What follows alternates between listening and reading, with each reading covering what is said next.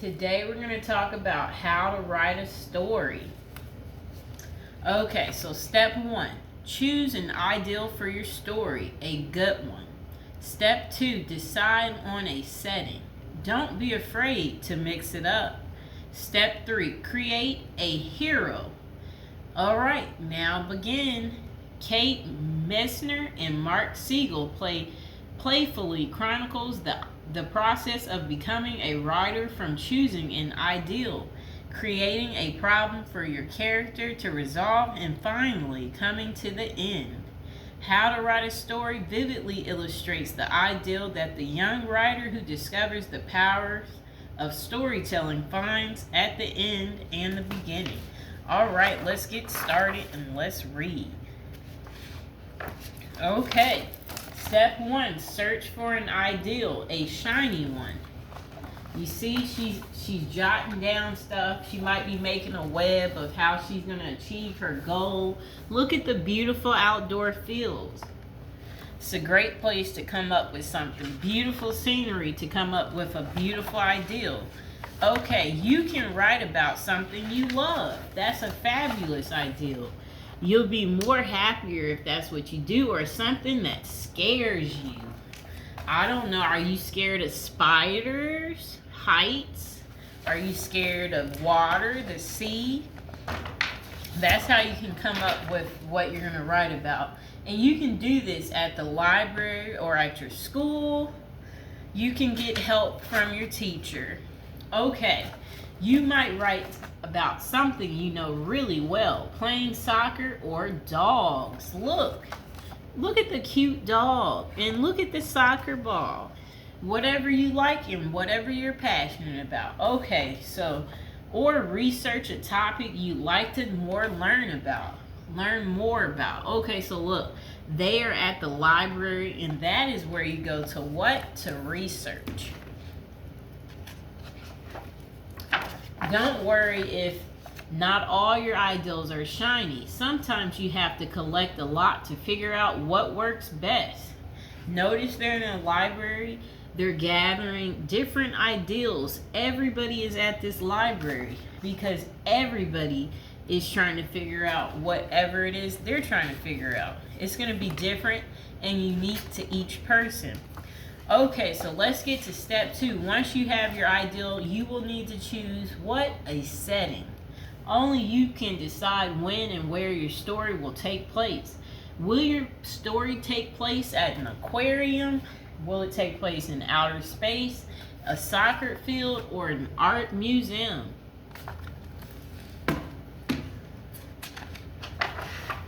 Step 3, choose a main character. That's the person who grows and changes the most as the story unfolds. And look at all these different characters and people in all these cool outfits. You got a cowboy right here, an astronaut, and then you have a little mermaid right there.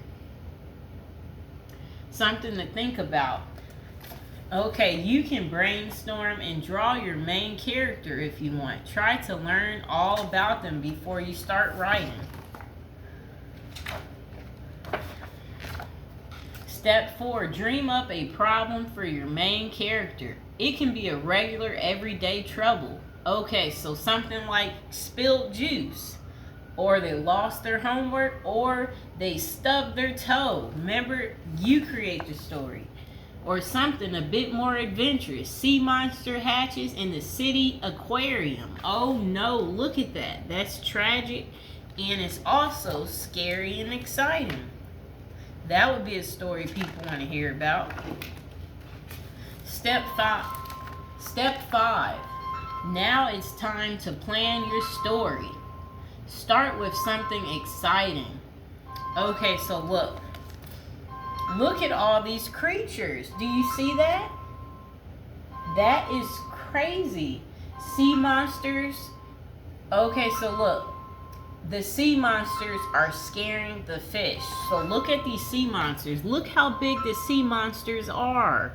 And the fish are in there and the fish are scared.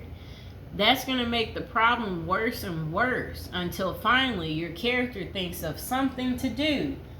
Oh boy, that sea monster is an issue. Look, She's trying to figure out how to get the sea monster under control. That's crazy. You never know. But remember, you write the story, you create it, and you tell us what happened. So step 6, write your story with so much detail, readers can see it in their minds. So get very descriptive and describe whatever it is you want to say is happening. When you finish your first draft, take a break and go do something else. Stories need time to blossom. You see, she's out there on the field, sitting at the tree. This is her little ideal. She's there thinking, and there's a little squirrel in the background. She's got her backpack, so if she happens to need to write something down, she's able to do that.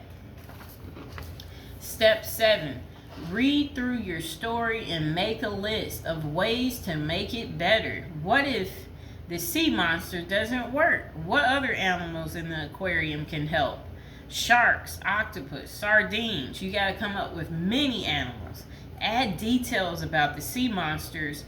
Are they like making lots of splashes? Whips his tail? What's the animal doing? So she sings a magical sea song, The Mermaid. The sea animals come to help when she sings the song. So you could come up with something like that. You see the little mermaid, she could be in the sea singing. And if her voice is strong and beautiful enough, everyone will show up. And that's what you want.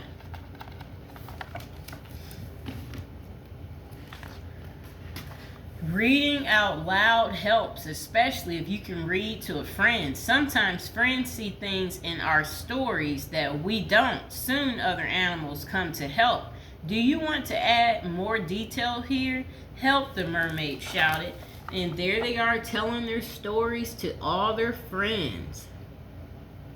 She couldn't hold much longer. Just in time, a school of sardines arrived. They swam silver circles around the monster to confuse him, while an octopus raced with more kept and tied up.